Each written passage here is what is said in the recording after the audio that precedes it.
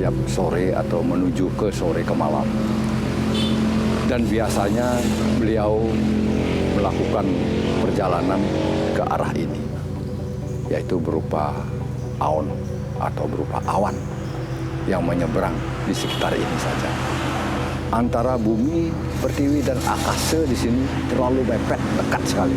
Disitulah bukti-bukti menyatakan bahwa ada tirta sunyi, ada awan menyeberang, dan permohonan kita supaya diberikan keselamatan kelahiran.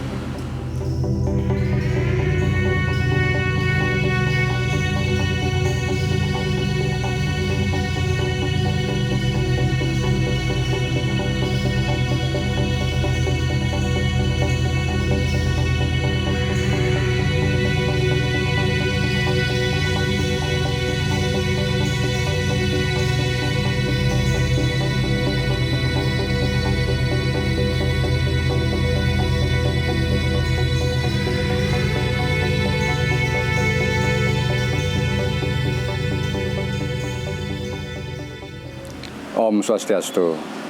Selamat datang saudara-saudara, adik-adik, anak-anak Pak Jero Pak Mangku di sini di Payogan Ide, yaitu alamatnya di Desa Ringdikit, Banjarkajanan, Kecamatan Seririt, Kabupaten Buleleng, Bali. Yang mana keberadaan tempat ini bisa sebagian kecil Pak Mangku menceritakan, itu pun juga berdasarkan cerita ke cerita. Tempat ini disucikan atau disakralkan oleh halayak atau semeton atau saudara-saudara kita di sini, yang mana tempat ini adalah suatu tempat pertama adalah pertapaan. Siapa yang pertapa di sini?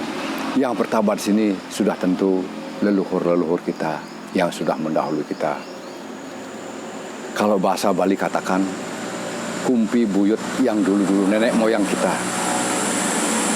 Sebelum ada sejarah, ada perjalanan tempat ini, bahwa zaman dari zaman kerajaan dari zaman peperangan, itu menurut cerita ya. Zaman peperangan, zaman gerilya, atau zaman POC, zaman Belanda, itu semua ada di sini. Ada ceritanya. Yang mana kita bercerita di bawah dulu sebelumnya. Pada zaman Belanda, kurun waktu sekian tahun yang lalu, nenek moyang di sini melakukan pertapaan. Di mana pertapaannya di sini hanya sebagai yoga semedi, bertapa untuk memohon kepada beliau supaya gimana ajeng ngad ke Bali ini, bumi ini supaya stabil. Akhirnya dengan kepertapaan sekian kurun waktu, nenek moyang di sini diberikanlah anugerah. Anugerahnya bukan berupa materi atau apapun, yaitu anugerahnya merupakan kekuatan gaib. Kekuatan gaib apa? Pada zaman itu adalah zaman peperangan, yaitu kekuatan dari segi keyakinan untuk melakukan pergejolakan, yang mana perang gerilya terjadi. Sebelum desa Ringdikit ini, bahwa dulu konon ada dua pohon yang mana dari kejauhan kelihatan seperti kembar. Dua pohon. Itu namanya pohon Rangdu.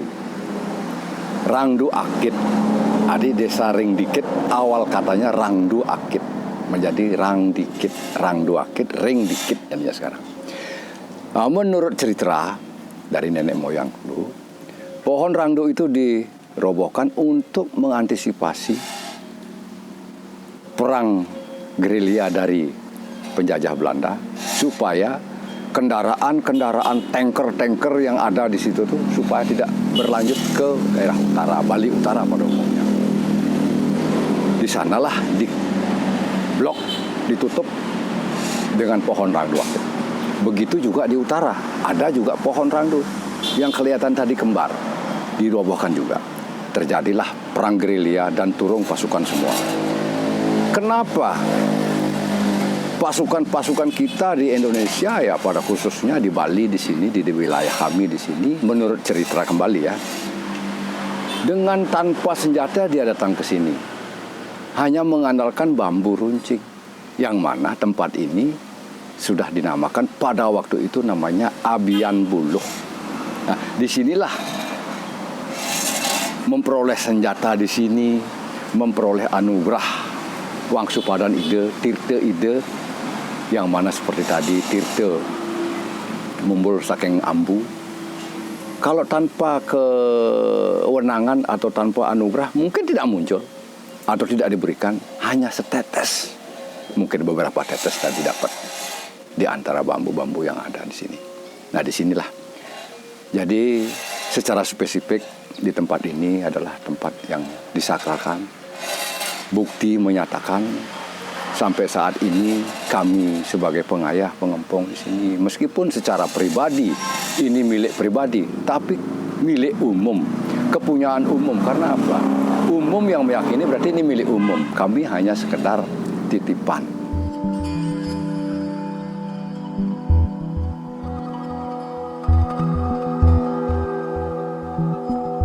Nah, siapa yang berstana di sini? Kembali lagi, siapa yang memberikan anugerah tempat ini?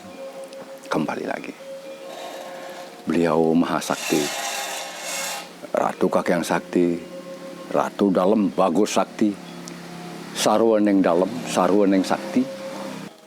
Untuk perjalanan beliau, sudah barang tentu di Bali ini banyak, yang mana beliau kunjungi sesuai dengan amanat, sesuai dengan anugerah yang dia harus berikan. Termasuk disinilah untuk di Bali Utara di sini diberikan anugerah sebagai kekuatan untuk melakukan suatu gejolak pada saat itu.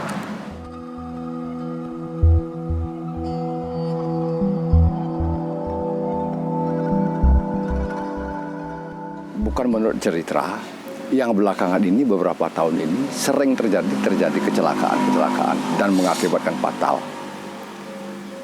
Makanya kalau di wilayah sini ada saudara-saudara kita, semeton-semeton kita yang mengalami kecelakaan di jalan Margi Agung diki, sudah berarti tanda kutip entah itu koma atau titik astungkare. Setelah Kak Mangku kembali dari tempat Pak Mangku kerja, merasa terpanggil untuk memulai, untuk menyelaraskan keadaan dan situasi wilayah di sini, diberikanlah tugas untuk mengatur ayah. Mohonkan kepada Ring Pemargi Agung, doakan kepada masyarakat sekitarnya untuk mendapai suatu keselamatan dan kerahayuan. Tentunya keselamatan manusianya, umatnya, di bidang pelemahan, kestabilan bumi pertiwi itu sendiri. Dengan kejadian-kejadian yang sudah terjadi pada saat sebelumnya, apapun dan siapapun yang datang ke sini memohon suatu anugerah atau suatu tujuan yang dia harus lalui, itu 90% sampai 100% bisa terpenuhi. Itu pun berkat sih beliau yang ada di sini.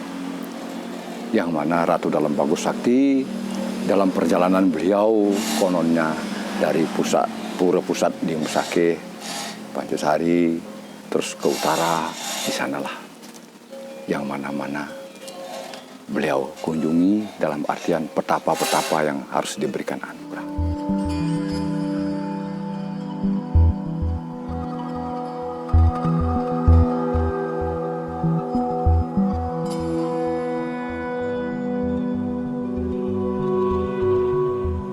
Di tempat ini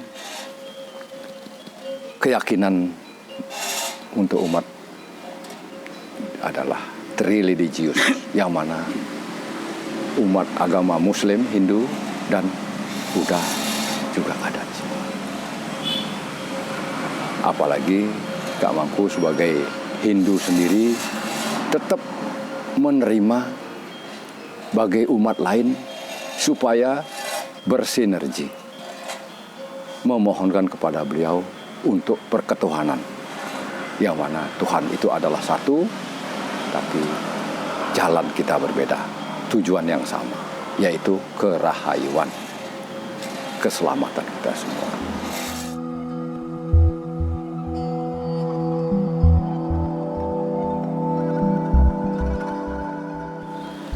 Di samping pelawatan kedua, tirta ambu di dalam bambu, air di dalam bambu itu ada. Ketiga, setiap pejalan atau pemargi yang melakukan aktivitas selalu memohon permisi, memohon doa keselamatan. Ning margi agung, doakan kita dengan selamat. Selanjutnya, setiap mapagkala, artinya setiap sore atau menuju ke sore ke malam. Dan biasanya beliau melakukan perjalanan ke arah ini, yaitu berupa aon atau berupa awan yang menyeberang di sekitar ini saja. Dilihat dari posisi strategis, posisi layout proses, katakan geografis, katakan dari segi ilmu, memang antara bumi, pertiwi dan akasa di sini terlalu mepet, dekat sekali. Disitulah bukti-bukti menyatakan bahwa ada tirta sunya, ada awan nyebrang, dan permohonan kita supaya diberikan keselamatan kerahayuan.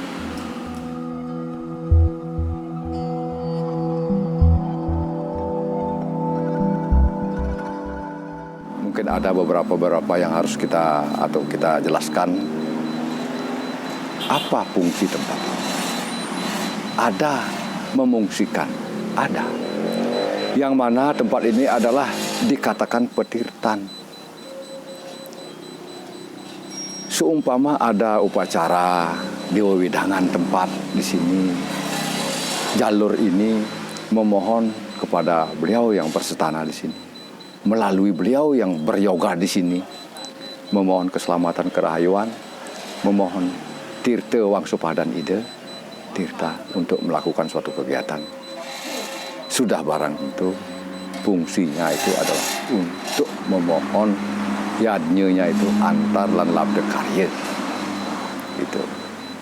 Baik apapun itu namanya, tirta penyengkar, tirta wangsupadan pengersik, dan nah, seperti itulah di sini ada.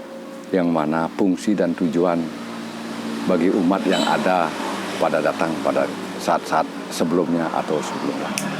Itu adalah suatu permohonan atau petunjuk. Katakanlah mereka-mereka atau orang-orang itu tidak menemukan jalan yang sebenarnya atau atas rel mana yang harus dia tempuh. Di sini dia memohon supaya diberikan sinar surya, diberikan arahan yang sesuai dengan apa yang harus dia tuju. Kalau secara non-medis bisa dikatakan dia bisa memohon obat atau non-medis. Bukan balian ya, mohon maaf, bukan balian kata orang di sini. Kita hanya sebagai memohonkan bahwa orang-orang yang datang jadi di sini hanya untuk memohon pengobatan secara niskala spiritual. Sepanjang itu juga mereka-mereka meyakini tanpa batasan umat, baik itu golongan Hindu sekalipun, Muslim, Buddha, dan yang lainnya. Itu untuk pengobatan, karena mereka meyakini yang tadinya sudah bertahun-tahun dia mengalami kesakitan, baik itu seperti contohnya tidak bisa jalan, kaki sakit. Itu di sini kita telusuri sebab dan akibat, bukan hanya memperbaiki akibatnya saja atau mengobati akibatnya. Akibatnya dia sakit, kaki tidak bisa jalan, tidak bisa digerakkan, itu umpama. Kita telusuri sebabnya. Apa sebabnya? Kita mohonkan ke beliau, tolong tunjukkan apa sih penyebabnya. Kok bisa ini begini? Nah, akhirnya diberikanlah petunjuk. Petunjuk secara spiritual, penyebabnya diantaranya ada saja sesuatu yang kekurangan mungkin yang dia rasakan. Contohnya dia malas sembahyang, atau mungkin dia kurang ikhlas melakukan suatu persembahan. Itu yang penting, kita tulus, kita ikhlas.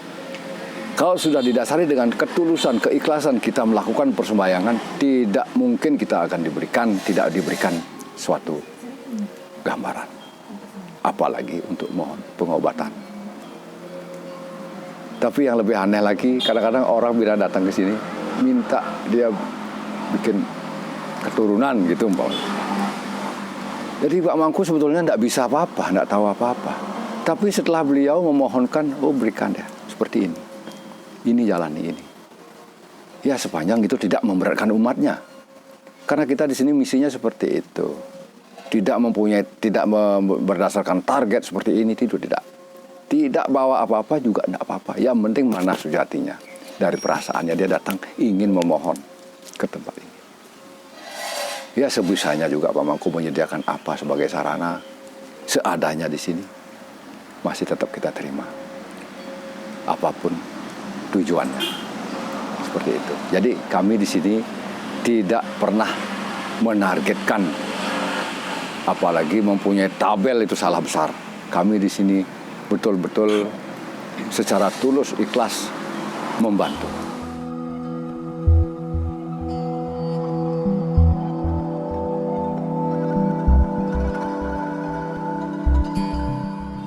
Kembali lagi mengenai bambu runcing atau senjata yang harus dimanfaatkan pada saat pergejolakan pada zaman itu, zaman Belanda dulu. Yang mana sebelum terjadi penyerangan, itu hanya berita dulu yang dia terima. Sehingga dia harus datang ke tempat ini tanpa senjata. Dan ada mungkin beberapa yang sudah menyiapkan senjata. Tapi yang tidak sama sekali, nah ini, apa yang dia harus pakai berperang? Disinilah mencari sebatang bambu untuk senjata. Yang mana itu bambu runcing. Nah, bambu runcing itu hanya bermodalkan itu saja sebagai perang, karena perang gerilya. Jadi banser atau tank itu udah tidak bisa lewat. Nah, disinilah leluhur Pak Mangku menurut cerita kembali dengan hasil pertapaan atau yoga semadinya itu menyalurkan anugerah-anugerah untuk melakukan suatu peperangan. Dalam artian penyemangat. Itu, dalam artian penyemangat. Jadi dia sudah lepas dari keduniawian, akhirnya dia harus berperang untuk mempertahankan daerah ini. Di sekitar tempat ini terdapat bambu yang ada airnya, ada tirtenya. Nah, mungkin itulah penyebabnya supaya dia harus mendapatkan bambu itu dari sini untuk melakukan suatu peperangan. Gitu. Suatu perlawanan. Nah, sehingga pasukan-pasukan Belanda menurut cerita nenek moyang ini bisa terhalau atau bisa dikalahkan di tempat ini. Di wilayah ini ada Tugu Pahlawan. Untuk Buleleng Barat, di sini ada Tugu Pahlawan. Disinilah peperangan yang paling sengit. Di samping dengan wilayah-wilayah juga lain. Kalau tempat-tempat lain Mungkin ada juga bambu runcing, tapi spesialnya itu inilah anugerahnya. Di sini diberikan suatu semangat oleh yang pertapa di sini untuk melakukan perlawanan, gitu bahasanya. Hanya bermodal bambu runcing. Ya, begitu menurut cerita. Untuk kebelakangan ini, akhirnya tempat diyakini sebagai tempat mencari kesadaran. Yang mana kesadaran apa yang harus kita tempuh supaya kita sadar. Bukannya yang datang ke sini itu orang paling atau orang bingung, tidak. Supaya lebih mengetahui jati dirinya. Tingkat kesadaran mana yang harus kita tempuh gitu. Termasuk Kak Mangku sendiri masih belajar untuk tingkat kesadaran. Sampai sekarang masih juga belum sadar. Hanya sebatas ini saja.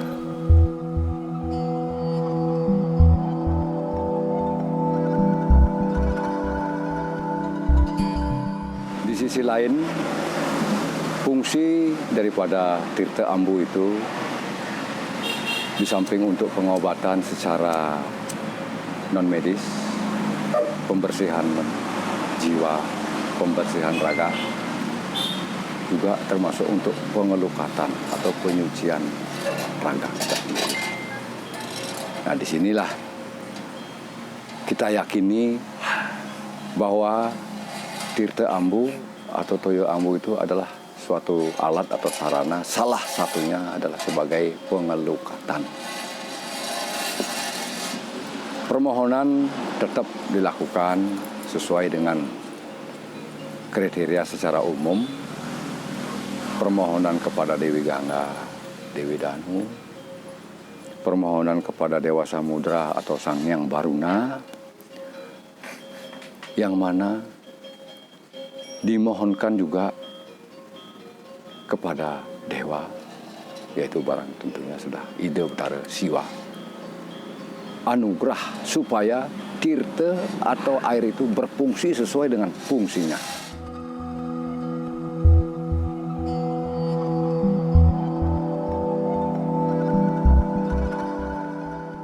Sebelum Pak Mangku datang dari tempat bekerja, di sini seingat Kak Mangku dari umur 5-6 tahun lah. Masih SD, mau SD kelas 1 waktu itu. Diajak ke sini sama orang tua. Yang mana diceritakanlah di sini bahwa nenek moyangmu bertapa di sini. Sehingga pada tahun 71 ya. 71 kami sekeluarga pindah dari Denpasar, dibangunlah tempat seperti ini. Sebelumnya hanya berupa linggih ide gitu aja, dengan tempat peristirahatan hanya berupa berupa bataran ya untuk melakukan tugas medis. Ini dibangun tahun 71 sampai sekarang belum diadakan perenovasian, belum ada. Ya masih aslinya seperti ini peninggalannya. Nah, untuk pelawatan sebelumnya itu sudah ada, yaitu berupa pelawatan Ratu Ayu. Ratu Ayu, sehingga pas pada saat sebelum bangunan ini dibikin, Ratu Ayunya aslinya di sini nih. Karena orang tua dulu sebagai pejabat juga di desa, lah di desa. Nah, sekarang kembali ke sini lagi sudah berupa Ratu Ayu yang baru, karena yang aslinya yang dulu melukar. Melukar itu artinya merline dia. Dikatakan hilang tidak, dikatakan dipinjam juga tidak. Yang jelas tidak ada pada tempatnya. Nah, adalah berupa debu atau berupa buk hancurnya. Karena apa?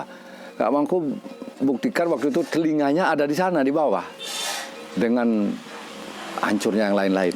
Jadi kayak debu. Maka dari itu diantaranya basma yang Kak Mangku pakai itu adalah milik beliau. mungkin tahu sedikit sejarah kok pakai basme. Nah, Kak Mangku di sini khususnya apa? Basme yang ada di sini itu adalah saruning segala sesuatu pohon yang berbuah ada di dalam kuburan, setre. Kayunya itulah yang kita minta. Entah itu buah bekul, kalau kita bilang anggur-anggur Bali lah istilahnya bekul, jambu, mungkin juwet, apa namanya kalau Indonesianya juwet, ya, mangga atau yang lainnya. Minimal 5 jenis pohon. Setelah itu kita cari lagi kayu sebagai pengharum, cendana. Cendana kebetulan juga orang tua dulu dari pasukan bawalah cendana dari Irian Jaya. Cendana juga yang ada di dalam kuburan, seme kalau di Bali bilang. Nah, disitulah untuk pelengkap itu. Jadi diantaranya itu. Yang lain-lainnya tidak perlu mungkin aku jelaskan karena di sini ada yang istilahnya Agni Otra apa namanya kalau zaman sekarang. Tapi kalau di sini hanya pakai pengapian, pengasepan. Kita mohonkan, kita sucikan, kita pasupati supaya berfungsi hidup kembali. Nah, inilah basma. Sebenarnya sih ciri kita ini sudah melakukan suatu persembahyangan. Tapi apa isinya? Apa saja? Bukan hanya sekedar abu, tidak. Ini ada sarana-sarana yang harus kita penuhi, yang kira-kira mungkin agak sulit kita harus dapatkan. Nah, disinilah. Jadi untuk perjalanan di sini mungkin sudah beberapa Kang aku jelaskan. Ada yang spesifik kembali lagi pelawatan ide sudah ngadeg di sini, yang mana pelawatan ide berupa Ratu Ayu, Rangde, nah itu duen dalam ide dalam sani meringge riki ane medue yang punya, jadi tetap kita lakukan sesuai dengan bidangnya. Ya modelnya seperti napak pertiwi, nyalon narang, gitu umpama ada oleman. Yang terakhir di Penateh, di Denpasar, pernah ide tedon, beliau turun untuk mengadakan donoran. Nah, sekarang terakhir di sini. Karena wewidangan di wilayah Beleleng atau Bali Utara, sepertinya hal-hal seperti itu agak tidak ada pemerhati. Ya mungkin karena pengalaman-pengalaman Mak Mangku di Bali Selatan atau Bali Timur, jadi kita bawa ke sini. Tapi itu pun juga tetap nuansa adat dan budaya Hindu Bali. Tidak lepas daripada itu. Terima kasih.